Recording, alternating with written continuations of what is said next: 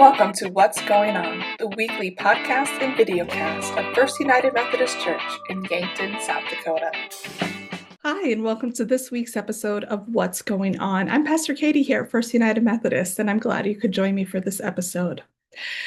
Well, I am happy to be back in Yankton this week. I have been out of the office most of the week due to my duties on the Board of Ordained Ministry. I've talked a bit about those duties in the past, but it is my conference service, and that we just had our winter meeting where we interviewed our candidates for commissioning and associate membership. And so that work is completed, and I'm glad to be back in the office and back doing work here in Yankton. This week, I thought I would focus the podcast on a group within the church that will be meeting on Monday. And so I want to talk a little bit about who they are and what they're about and why I think you or someone that you love should be a part of it. And that's our United Women in Faith, formerly known as United Methodist Women. This is an incredible organization, and I think I'm proud to be a part of it as the pastor of the church here, but I would also be proud to be part of it even if I wasn't a pastor. And so the United Methodist Women actually traces its roots way back into the 1800s. It wasn't called United Methodist Women back then. We didn't have a United Methodist Church back then. But it actually began, or at least they traced their roots to 1869. So if someone wants to do that math, I cannot do that math off the top of my head. But in 1869, Clementina Butler and Louise Parker, wives of missionaries to India, made a plea to a group of 8 women in the Boston area about a spiritual and physical needs of the poor women in India. They could not be treated by male doctors, and schooling for girls was almost non-existent. Help was desperately needed. And what would become a lasting legacy of showing up and getting things done, the attendees were moved to action, and they quickly called another meeting of more women. They wrote a constitution, and in short order, they organized the Methodist Women's Foreign Missionary Society. By November of 1869, the new organization raised funds and sent educator Isabella Thoburn and Dr. Claire Swain to India. So that is really kind of one of the origin stories of this group. But this era had a lot of opportunity for women and women's lives to be better. And so other fearless females across the country moved to answer the call to stand up for better lives for women and a better world for all.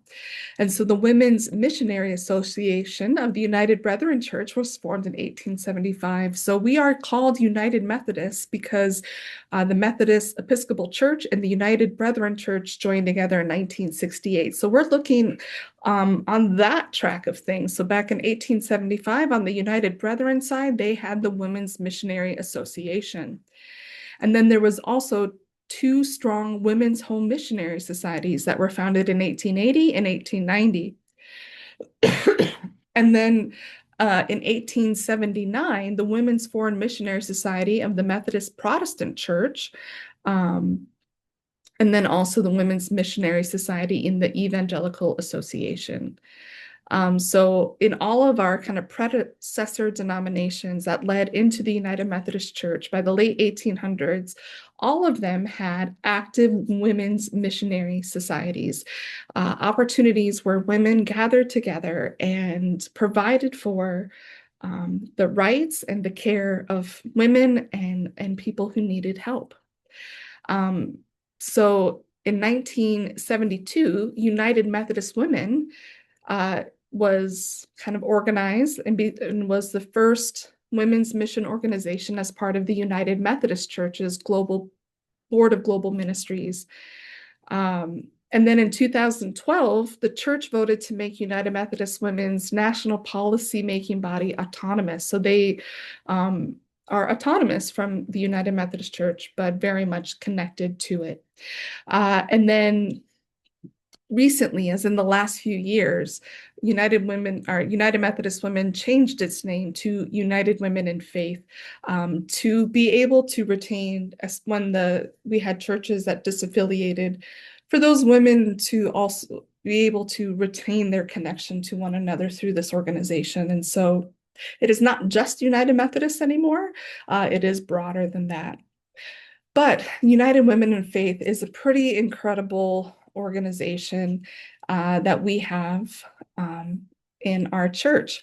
And so when you talk about United Women in Faith, what do they care about? What do they believe? What do they do? I think those are all really great questions for us to ask. And so I am on their website and I want to see and talk about what it is that they care about.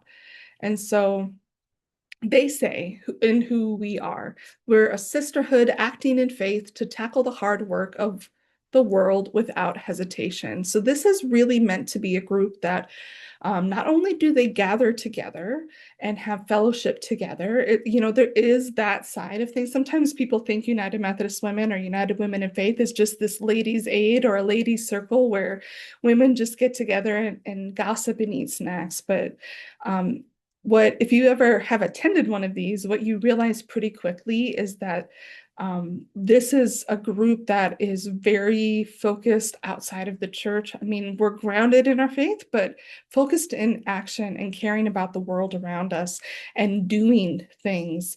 And so they say we connect spiritual women to act boldly for justice and transform communities. And so there's lots of different things that they do, but I would say there's a big focus on learning. There's a big focus on knowing what's going on, and they kind of tackle that in a few different ways. And so one is in our local meetings every month. They meet the first Monday afternoon of every month. They're always inviting in speakers and teachers to teach about some topic. Oftentimes it's kind of local nonprofit, local mission and ministry that they are learning about and learning how to help support those things. And so they hear from the Domestic Violence Center, now called Waypost. Last year they had someone in that was talking about how to help care for kids who are in foster care. And then they were motivated to action to donate to the foster closet. They've had in speakers to talk from the Servant Hearts Clinic, from Habitat for Humanity, from the Contact Center, from, again, all of these various ways that there is mission and ministry happening here in Yankton and beyond. Our United Methodist Women, United Women in Faith also donate to various things. And so at the end of the year, they cut checks to various missions and ministries and nonprofits.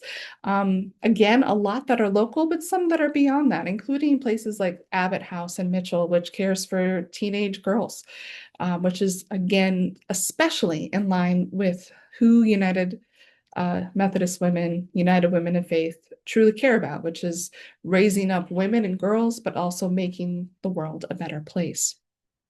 It was United Methodist Women back when it was, and I was serving in Mitchell, that really opened my eyes to the nature of this isn't just about learning something, it's about doing something with what we've learned.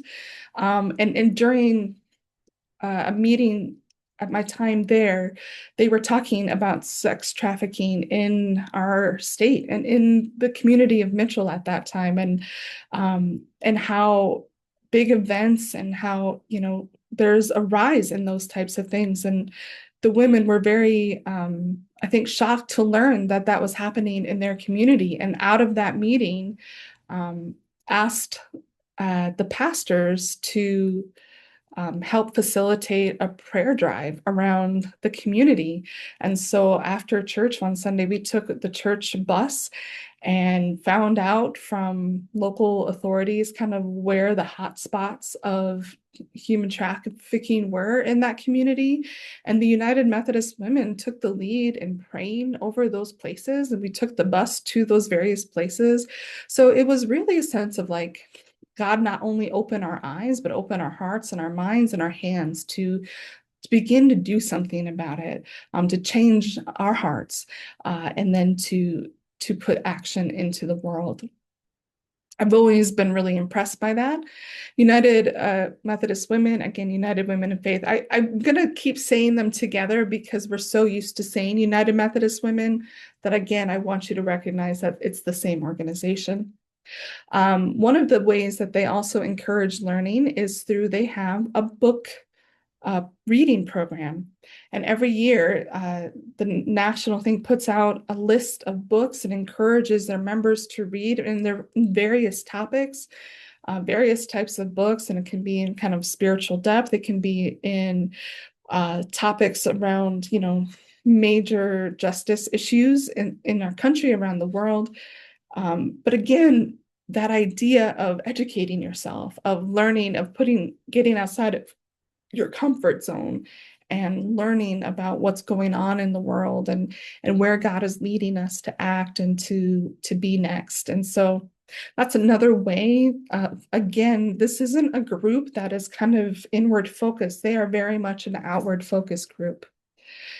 The third way that they really promote learning is they have a mission kind of university that they put on. I think it's typically held at Dakota Wesleyan. I know that they've done since COVID some kind of online teaching as well. They invite clergy in, and they have various sessions that you can attend. And again, it's a learning opportunity. It's a connection opportunity. It's a plugging into something greater than ourselves. And so these are really some of the most organized, incredible women you're ever going to meet, and people who are not only informed about what's going on in the world, but also connected in a way and organized in a way to be able to do something about what they see.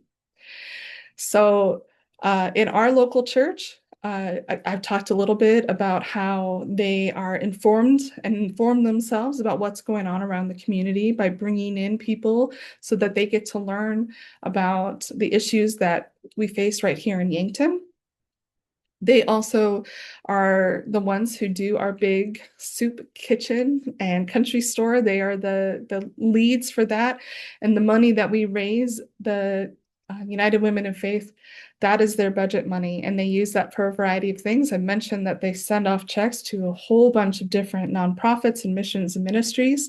They also support the children of our church by covering a 50% scholarship for every kid to go to camp in the course of the summer. We've also lately been offering 100% scholarships to our second graders, and that is through the diligent work of these incredible women and the whole church when we come together for Soup Kitchen. So that is one of the ways that they are living out how to support our children and youth, as well as what is the good that is being done within our community.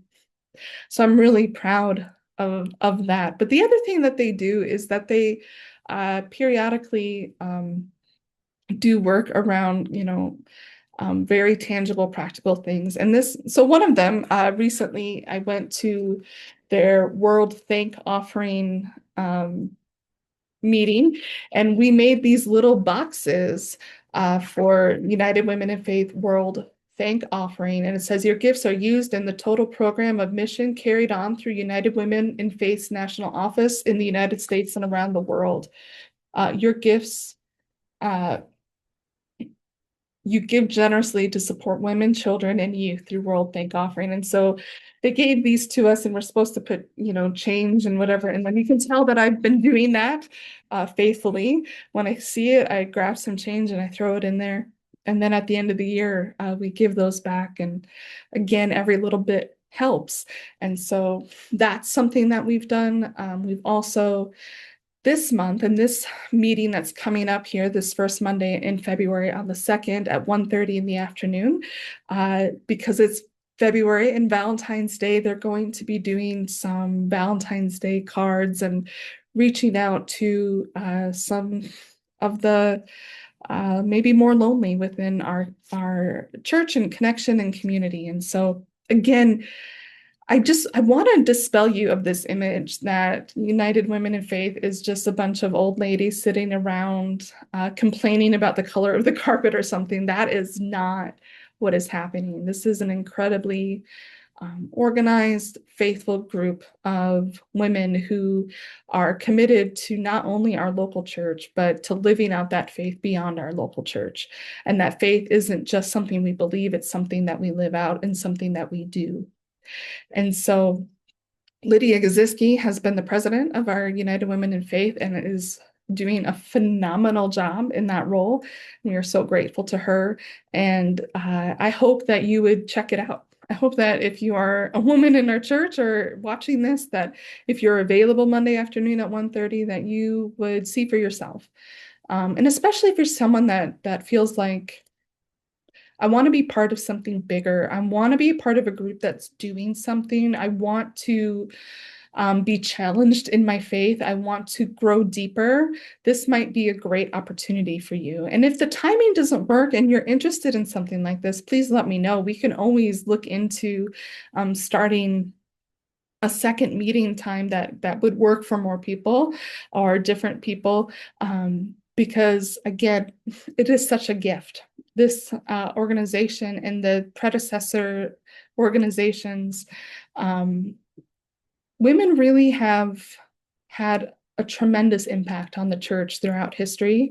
And history doesn't always share that. But there was a time in our Methodist church history where our women's organizations had more power and more funding and more money than the church itself did, because it was the women who were making it happen. And so I am incredibly proud to be a part of that. And I hope that you would give it a chance, see what you think, and see how God might use this group and this time and this opportunity in your life.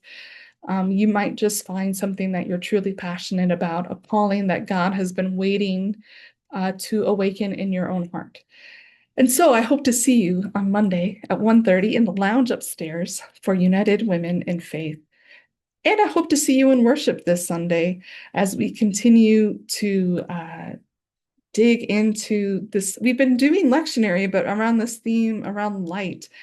And it's been really interesting. This week, we're going to be looking at the prophet Micah. And it's one of my favorite passages. You're going to be hearing me sing a little bit again this week. I apologize for leaning into that so much, but when it's there, it's hard not to use it. So you'll know what I'm talking about if you come to worship. But until then, I hope you have a wonderful weekend. I hope that you're staying warm, and God bless. Thank you for joining us for this episode of What's Going On, a video and audio podcast of First United Methodist Church in Yankton, South Dakota. We'd love to have you join us for worship on Sundays at 10 a.m., either in person or via our live stream, which can be found at our website, www.firstumcyankton.org, or by searching First UMC Yankton on YouTube.